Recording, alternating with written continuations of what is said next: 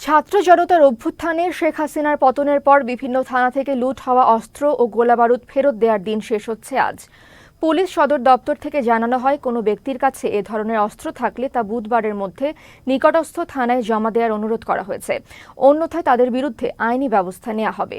৫ August সরকার পতনের পর রাজধানী সহ দেশের বিভিন্ন থানায় হামলা চালায় আন্দোলনকারী ছাত্র জনতা।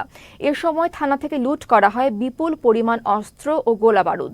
এরই মধ্যে বেশ কিছু অস্ত্র ও গোলাবারুদ জমা দেওয়া হয়েছে।